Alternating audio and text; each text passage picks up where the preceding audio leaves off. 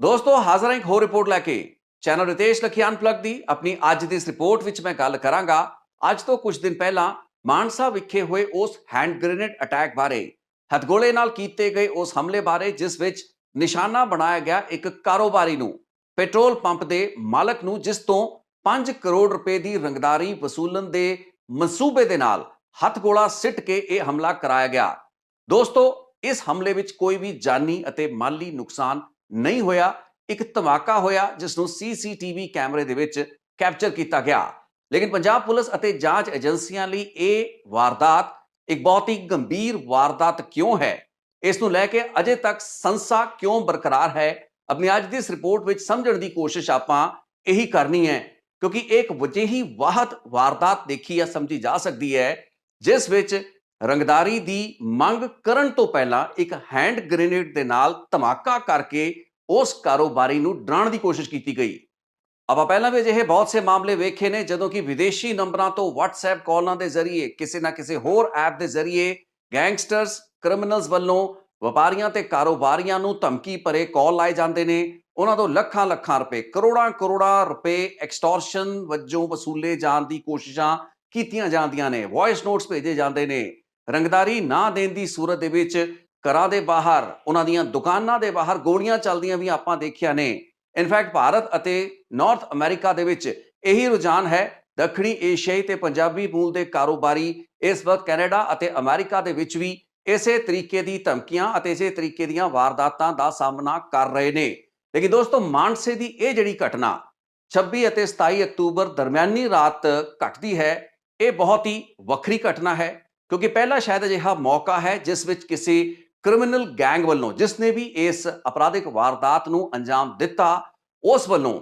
ਕੋਈ ਵੀ ਰੰਗਦਾਰੀ ਦੀ ਕਾਲ ਜਾਂ ਰੰਗਦਾਰੀ ਦੀ ਮੰਗ ਵਾਰਦਾਤ ਤੋਂ ਪਹਿਲਾਂ ਨਹੀਂ ਸੀ ਕੀਤੀ ਗਈ। ਇਨਫੈਕਟ ਹੈਂਡ ਗ੍ਰੇਨੇਡ ਨੂੰ ਸਿੱਟ ਕੇ ਇੱਕ ਹਮਲਾ ਕਰਨਾ, ਇੱਕ ਧਮਾਕਾ ਕਰਨਾ, ਉਹ ਵੀ ਪੈਟਰੋਲ ਪੰਪ ਦੇ ਉੱਤੇ। ਹੁਣ ਮਾਨਸਾ ਤੋਂ ਸਰਸਾ ਰੋਡ ਦੇ ਉੱਤੇ ਰਿਲਾਇੰਸ ਦਾ ਪੈਟਰੋਲ ਪੰਪ ਸਥਿਤ ਹੈ ਜਿਸ ਦੇ ਬਾਹਰ ਇਹ ਧਮਾਕਾ ਕੀਤਾ ਜਾਂਦਾ ਹੈ। ਕੁਝ ਹੀ ਫੁੱਟਾਂ ਦਾ ਗੈਪ ਸੀ। ਇਹ ਹੈਂਡ ਗ੍ਰੇਨੇਡ ਪੈਟਰੋਲ ਪੰਪ ਦੇ ਅੰਦਰ ਵੀ ਗਿਰ ਸਕਦਾ ਸੀ, ਨੁਕਸਾਨ ਜ਼ਿਆਦਾ ਹੋ ਸਕਦਾ ਸੀ। ਲੇਕਿਨ ਇਸ ਚੀਜ਼ ਨੂੰ ਕੈਲਕੂਲੇਟ ਕਰਨ ਮਗਰੋਂ ਹੀ ਖੁਰਾਫਾਤੀ ਸ਼ਰਾਰਤੀ ਅਨਸਰਾਂ ਨੇ ਹੈਂਡ ਗ੍ਰੇਨੇਡ, ਜੋ ਕਿ ਮੰਨਿਆ ਜਾ ਰਿਹਾ ਹੈ ਵਿਦੇਸ਼ ਦਾ ਬਣਿਆ ਹੋਇਆ, ਪੋਸੀਬਲੀ ਮਿਲਟਰੀ ਗ੍ਰੇਡ ਦਾ ਇੱਕ ਹਥਗੋਲਾ ਸੀ, ਜਿਸ ਨੂੰ ਸੁੱਟਿਆ ਗਿਆ। ਪਹਿਲਾਂ ਹਥਗੋਲਾ ਸੁੱਟਿਆ ਜਾਂਦਾ ਹੈ, ਧਮਾਕਾ ਕੀਤਾ ਜਾਂਦਾ ਹੈ, ਜਿਸ ਤੋਂ 12-14 ਘੰਟੇ ਬਾਅਦ ਵਿਦੇਸ਼ ਦੇ ਇੱਕ ਨੰਬਰ ਤੋਂ WhatsApp ਮੈਸੇਜ ਰਾਹੀਂ ਇਸ ਕਾਰੋਬਾਰੀ ਨੂੰ ਦੱਸਿਆ ਜਾਂਦਾ ਹੈ ਕਿ ਉਸ ਦੇ ਪੈਟਰੋਲ ਪੰਪ ਦੇ ਬਾਹਰ ਬੀਤੀ ਰਾਤ ਇੱਕ ਗ੍ਰੇਨੇਡ ਧਮਾਕਾ ਕੀਤਾ ਗਿਆ ਹੈ। ਉਸ ਤੋਂ 5 ਕਰੋੜ ਰੁਪਏ ਦੀ ਰੰਗਦਾਰੀ ਦੀ ਵਸੂਲੀ ਦੇ ਆਪਣੇ ਮਨਸੂਬੇ ਨੂੰ ਇਹ ਅਪਰਾਧਿਕ ਅੰਸਰ ਜ਼ਾਹਰ ਕਰਦੇ ਨੇ। ਇਸ ਕਾਰੋਬਾਰੀ ਦੇ ਹੋਰ ਰਿਸ਼ਤੇਦਾਰਾਂ ਨੂੰ ਟਾਰਗੇਟ ਕਰਕੇ ਉਹਨਾਂ ਨੂੰ ਮਾਰਨ ਦੀ ਵੀ ਧਮਕੀ ਦਿੱਤੀ ਜਾਂਦੀ ਹੈ। ਦੋਸਤੋ, 27 ਅਕਤੂਬਰ ਦੀ ਦੁਪਹਿਰ ਤੱਕ ਜਦੋਂ ਇਸ ਮਾਮਲੇ ਬਾਰੇ ਮੈਨੂੰ ਮੁੱਢਲੀ ਜਾਣਕਾਰੀ ਪ੍ਰਾਪਤ ਹੋਈ ਤੇ ਮੈਂ ਮਾਨਸਾ ਪੁਲਿਸ ਦੇ ਕੁਝ ਕਰਮਚਾਰੀਆਂ ਦੇ ਨਾਲ ਗੱਲਬਾਤ ਕਰਕੇ ਇਹ ਸਮਝਣ ਦੀ ਕੋਸ਼ਿਸ਼ ਕੀਤੀ ਕਿ ਮਾਨਸਾ ਵਿਖੇ ਬੀਤੀ ਰਾਤ ਕੀ ਵਾਰਦਾਤ ਹੋਈ ਹੈ, ਕੀ ਕੋਈ ਅਜਿਹਾ ਧਮਾਕਾ ਹੋਇਆ ਹੈ ਜਾਂ ਨਹੀਂ ਹੋਇਆ ਹੈ। ਹੈਰਾਨੀ ਇਸ ਚੀਜ਼ ਦੀ ਸੀ ਕਿ ਮਾਨਸਾ ਪੁਲਿਸ ਵੀ ਇਸ ਧਮਾਕੇ ਬਾਰੇ ਕੋਈ ਵੀ ਜਾਣਕਾਰੀ ਨਹੀਂ ਸੀ ਰੱਖਦੀ। ਸੋ ਵਪਾਰੀ ਤੇ ਇਸ ਸੰਬੰਧਿਤ ਕਾਰੋਬਾਰੀ ਤੇ ਉਸਦੇ ਕਰਿੰਦਿਆਂ ਵੱਲੋਂ ਬੀਤੀ ਰਾਤ ਹੋਏ ਗ੍ਰੇਨੇਡ ਹਮਲੇ ਨੂੰ ਸ਼ਾਇਦ ਕਿਸੇ ਸਧਾਰਨ ਧਮਾਕੇ, ਇਨਫੈਕਟ ਤਿਉਹਾਰਾਂ ਦੇ ਇਸ ਮੌਸਮ ਦੇ ਵਿੱਚ ਪਟਾਕਿਆਂ ਦੀ ਗੂੰਜ, ਧਮਾਕੇ ਅਕਸਰ ਆਪਾਂ ਸੁਣਦੇ ਰਹਿੰਦੇ ਹਾਂ, ਸ਼ਾਇਦ ਉਹਨਾਂ ਨੇ ਇਸ ਹੈਂਡ ਗ੍ਰੇਨੇਡ ਹਮਲੇ ਨੂੰ ਇੱਕ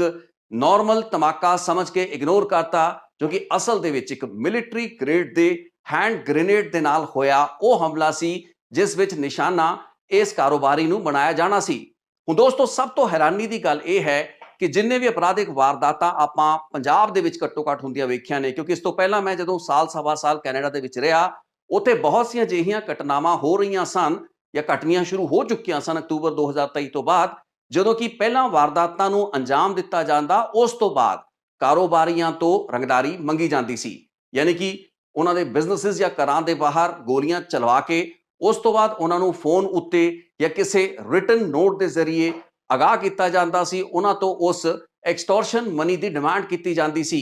ਹੁਣ ਅਪਰਾਧੀਆਂ ਦੇ ਇਸ ਹੱਥਕੰਡੇ ਨੂੰ ਭਾਰਤ ਜਾਂ ਪੰਜਾਬ ਦੇ ਵਿੱਚ ਪਹਿਲਾਂ ਨਹੀਂ ਸੀ ਦਰਜ ਕੀਤਾ ਗਿਆ। ਯਾਨੀ ਕਿ ਐਕਸਟੋਰਸ਼ਨ, ਰੰਗਦਾਰੀ, ਜ਼ਬਰੀ ਵਸੂਲੀ ਸੰਬੰਧੀ ਸੁਨੇਹਾ ਲਾਣ ਤੋਂ ਪਹਿਲਾਂ, ਕਿਸੇ ਧਮਕੀ ਭਰੀ ਕਾਲ ਤੋਂ ਪਹਿਲਾਂ ਹੀ ਅਪਰਾਧਿਕ ਵਾਰਦਾਤ ਨੂੰ ਅੰਜਾਮ ਦਿੱਤਾ ਜਾਏ, ਤਾਂ ਕਿ ਕਾਰੋਬਾਰੀ ਦੇ ਮਨ ਦੇ ਵਿੱਚ ਡਰ, ਸਹਿਮ, ਭੈ ਪੈਦਾ ਕੀਤਾ ਜਾ ਸਕੇ, ਜੋ ਕਿ ਸ਼ਾਇਦ ਮਾਨਸੇ ਦੀ ਇਸ ਵਾਰਦਾਤ ਜਾਂ ਘਟਨਾ ਦੇ ਜ਼ਰੀਏ ਕਰਨ ਦੀ ਕੋਸ਼ਿਸ਼ ਕੀਤੀ ਗਈ। ਲੇਕਿਨ ਇਸ ਘਟਨਾ ਦੀ, ਇਸ ਵਾਰਦਾਤ ਦੀ ਸਭ ਤੋਂ ਅਲੱਗ ਗੱਲ, ਸਭ ਤੋਂ ਹੈਰਾਨ ਕਰ ਦੇਣ ਵਾਲੀ ਗੱਲ ਇਹ ਹੈ ਕਿ ਇਸ ਮੈਸੇਜ ਦੇ ਵਿੱਚ ਇਹ ਤੱਕ ਨਹੀਂ ਲਿਖਿਆ ਗਿਆ ਕਿ ਕਿਸ ਅਪਰਾਧੀ, ਕਿਸ ਗੈਂਗਸਟਰ ਜਾਂ ਕਿਸ ਕ੍ਰਿਮੀਨਲ ਵੱਲੋਂ ਇਸ ਵਾਰਦਾਤ ਨੂੰ ਅੰਜਾਮ ਦਿੱਤਾ ਗਿਆ ਹੈ। ਜੇ ਤੁਹਾਨੂੰ ਤੁਹਾਡੇ WhatsApp ਦੇ ਉੱਤੇ ਕੋਈ ਅਜਿਹਾ ਸੁਨੇਹਾ ਆਉਂਦਾ ਹੈ ਕਿ ਤੁਹਾਡੀ ਦੁਕਾਨ, ਤੁਹਾਡੇ ਕਾਰੋਬਾਰ ਦੇ ਬਾਹਰ, ਤੁਹਾਡੇ ਘਰ ਦੇ, ਤੁਹਾਡੇ ਪੈਟਰੋਲ ਪੰਪ ਦੇ ਬਾਹਰ ਬੀਤੀ ਰਾਤ ਇੱਕ ਹੈਂਡ ਗ੍ਰੇਨੇਡ ਧਮਾਕਾ ਕੀਤਾ ਗਿਆ ਹੈ ਤੇ ਉਸ ਧਮਾਕੇ ਦੇ ਐਵਜ਼ ਦੇ ਵਿੱਚ ਜਾਂ ਉਸ ਧਮਾਕੇ ਵਰਗੀਆਂ ਵਾਰਦਾਤਾਂ ਭਵਿੱਖ ਵਿੱਚ ਨਾ ਕੀਤੀਆਂ ਜਾਣ, ਇਸ ਦੇ ਬਦਲੇ 5 ਕਰੋੜ ਰੁਪਇਆ ਤੁਹਾਨੂੰ ਕਿਸੇ ਕ੍ਰਿਮੀਨਲ ਨੂੰ ਦੇਣਾ ਹੈ। ਘੱਟੋ ਘੱਟ ਇਹ ਜ਼ਰੂਰ ਦੱਸਿਆ ਜਾਂਦਾ ਹੈ ਕਿ ਇਹ ਕ੍ਰਿਮੀਨਲ, ਇਹ ਅਪਰਾਧੀ, ਇਹ ਸਰਗਨਾ ਕੌਣ ਹੈ, ਕਿਹੜੇ ਗੈਂਗ ਵੱਲੋਂ ਇਹ ਵਾਰਦਾਤ ਕਰਾਈ ਗਈ ਹੈ। ਇਹ ਜਿਹੜੀ ਗੁਮਨਾਮੀ ਅਤੇ ਐਨੋਨਿਮਿਟੀ ਇਸ ਵਾਰਦਾਤ ਵਿੱਚ ਇੱਕ ਹਥਕੰਡੇ ਵਜੋਂ ਵਰਤੀ ਗਈ ਹੈ। ਜਿਸ ਕਿਸੇ ਵੀ ਅਪਰਾਧੀ ਕ੍ਰਿਮੀਨਲ ਗੈਂਗ ਵੱਲੋਂ ਇਸ ਘਟਨਾ ਨੂੰ ਅੰਜਾਮ ਦਵਾਇਆ ਗਿਆ ਹੈ, ਇੱਕ ਨਵਾਂ ਪੈਂਤੜਾ ਹੈ ਜੋ ਕਿ ਸਾਡੀ ਜਾਂਚ ਏਜੰਸੀਆਂ ਲਈ ਇੱਕ ਚੈਲੰਜ ਹੈ, ਕਿਉਂਕਿ ਇਸ ਤੋਂ ਪਹਿਲਾਂ ਹੋਇਆ ਇਹ ਕਰਦਾ ਸੀ ਕਿ ਇੱਕ ਛੋਟੀ ਮੋਟੀ ਵਾਰਦਾਤ ਦੀ ਵੀ ਜ਼ਿੰਮੇਵਾਰੀ ਗੈਂਗਸਟਰ ਇਸ ਇਰਾਦੇ, ਇਸ ਮਨਸੂਬੇ ਦੇ ਨਾਲ ਲੈ ਲਿਆ ਕਰਦੇ ਸੀ ਕਿ ਉਹਨਾਂ ਦਾ ਨਾਂ ਚੱਲੇਗਾ, ਉਹਨਾਂ ਦੇ ਨਾਂ ਦੇ ਉੱਤੇ ਦਹਿਸ਼ਤ ਵਧੇਗੀ, ਉਹਨਾਂ ਦਾ ਸਿੱਕਾ ਅੰਡਰਵਰਲਡ ਦੇ ਵਿੱਚ ਚੱਲੇਗਾ, ਕਾਰੋਬਾਰੀ ਵਪਾਰੀ ਭੈਭੀਤ ਹੋਣਗੇ, ਇੱਕ ਨੂੰ ਡਰਾਓ ਧਮਕਾਓ, ਉਸਦੇ ਕਾਰੋਬਾਰ, ਉਸਦੀ ਦੁਕਾਨ, ਉਸਦੇ ਘਰ ਦੇ ਬਾਹਰ ਗੋਲੀਆਂ ਚਲਾਓ ਤੇ ਸੁਨੇਹਾ ਅਗਲੇ ਦਰਜਨਾਂ ਹੋਰ ਕਾਰੋਬਾਰੀਆਂ ਕੋਲ ਜਾਵੇ ਤੇ ਭਵਿੱਖ ਦੇ ਵਿੱਚ ਉਹਨਾਂ ਤੋਂ ਕਾਲਸ ਦੇ ਜ਼ਰੀਏ ਹੀ ਰੰਗਦਾਰੀ ਵਸੂਲੀ ਜਾ ਸਕੇ। ਲੇਕਿਨ ਇਸ ਟੈਕਟਿਕ ਦੇ ਬਿਲਕੁਲ ਵਿਪਰੀਤ ਜਾ ਕੇ ਇਸ ਵਾਰਦਾਤ ਦੇ ਵਿੱਚ ਐਨੋਨਿਮਿਟੀ ਨੂੰ ਇੱਕ ਹਥਕੰਡਾ ਬਣਾਇਆ ਗਿਆ ਹੈ ਇਸ ਗੈਂਗ ਵੱਲੋਂ। ਇਸ ਤੋਂ ਇਲਾਵਾ ਇਹ ਵਾਰਦਾਤ ਜੋ ਕਿ ਮੁੱਢਲੇ ਤੌਰ ਉੱਤੇ ਕਾਰੋਬਾਰੀ ਤੋਂ ਜਬਰੀ ਵਸੂਲੀ ਕਰਨ ਦੇ ਮਨਸੂਬੇ ਦੇ ਨਾਲ ਅੰਜਾਮ ਦਵਾਈ ਗਈ ਵਾਰਦਾਤ ਹੈ।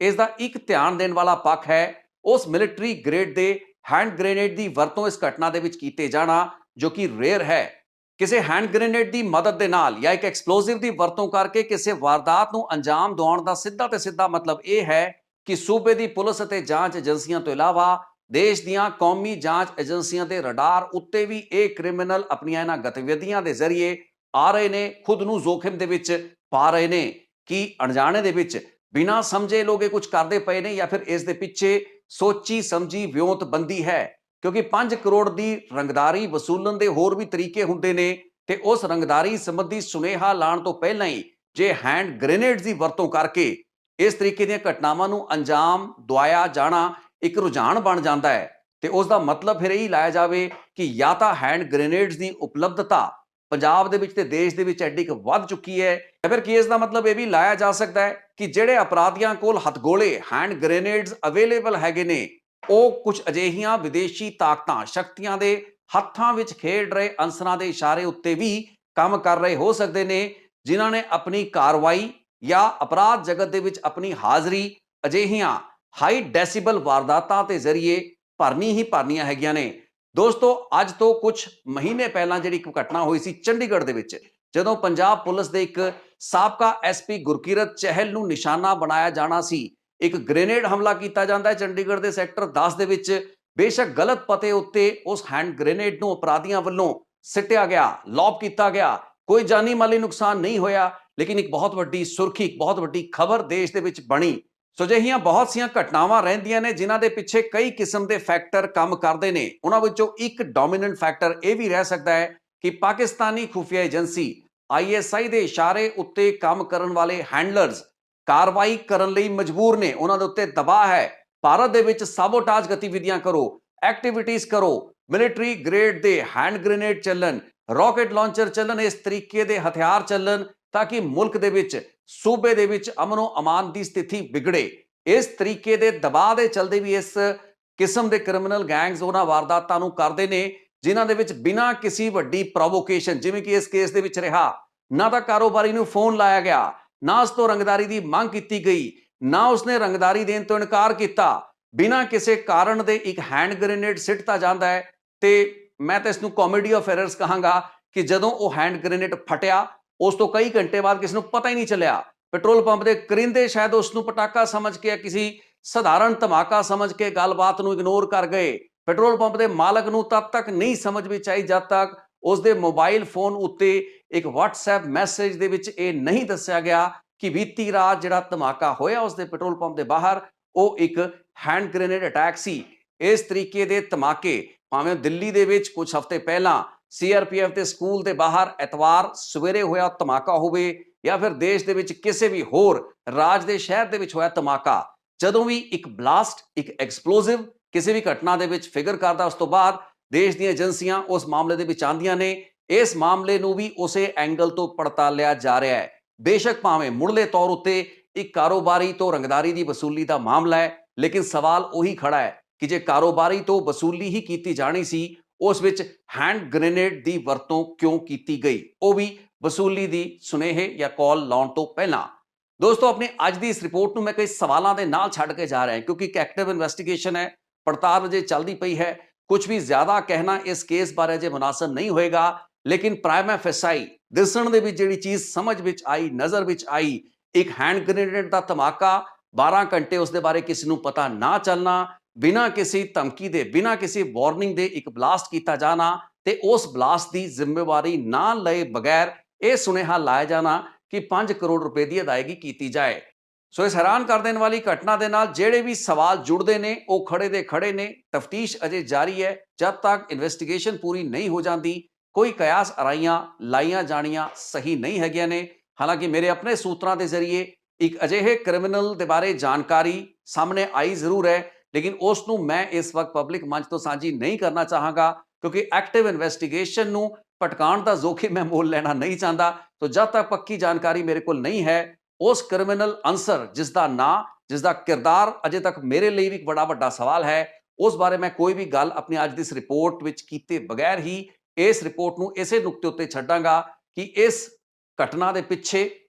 या तो बहुत ही साधारण माइंडसैट काम कर रहा है या फिर एक बहुत ही शातिर स्ट्रैटेजी रणनीति के तहत इस वारदात नूं अंजाम दवाया गया है। जिम्मेवारी किसी वल्लों नहीं ली गई है, लेकिन अजिहे ਵੈਪਨਸ, ਅਜਿਹੇ ਐਮੂਨੇਸ਼ਨ ਦੀ ਵਰਤੋਂ ਕੀਤੀ ਗਈ ਹੈ ਜਿਸ ਦੇ ਨਾਲ ਇਹ ਗੱਲਬਾਤ ਕਿਤੇ ਨਾ ਕਿਤੇ ਕੌਮਾਂਤਰੀ ਪੱਧਰ ਉੱਤੇ ਅਜਿਹੀਆਂ ਸ਼ਕਤੀਆਂ, ਤਾਕਤਾਂ ਦੇ ਨਾਲ ਜਾ ਕੇ ਜੁੜਦੀ ਹੈ ਜੋ ਕਿ ਦੇਸ਼ ਦੇ ਵਿੱਚ ਮਾਹੌਲ ਖਰਾਬ ਕਰਨੀਆਂ ਚਾਹੁੰਦੀਆਂ ਨੇ। ਸੋ ਆਉਣ ਵਾਲੇ ਦਿਨਾਂ ਵਿੱਚ ਵੇਖਾਂਗੇ ਕਿ ਇਨਵੈਸਟੀਗੇਸ਼ਨ ਕੀ ਸਥਾਪਤ ਤੇ ਸਾਬਤ ਕਰਦੀ ਹੈ। ਅੱਜ ਦੀ ਇਸ ਰਿਪੋਰਟ ਨੂੰ ਮੈਂ ਇੱਥੇ ਰੋਕਾਂਗਾ। ਜੇ ਤੁਸੀਂ ਕੋਈ ਵਿਚਾਰ ਰੱਖਦੇ ਹੋ, ਕੋਈ ਸਮਝ ਰੱਖਦੇ ਹੋ ਇਸ ਵਿਸ਼ੇ ਉੱਤੇ ਜਾਂ ਕੁਝ ਕਹਿਣਾ ਚਾਹੁੰਦੇ ਹੋ, ਕਮੈਂਟ ਸੈਕਸ਼ਨ ਦੇ ਵਿੱਚ ਲਿਖੋ। ਬਹੁਤ ਬਹੁਤ ਧੰਨਵਾਦ, ਸ਼ੁਕਰੀਆ। ਇਸ ਰਿਪੋਰਟ ਨੂੰ ਵੇਖਣ ਲਈ ਇੱਕ ਹੋਰ ਰਿਪੋਰਟ ਲੈ ਕੇ ਛੇਤੀ ਹੋਏਗੀ ਮੁਲਾਕਾਤ।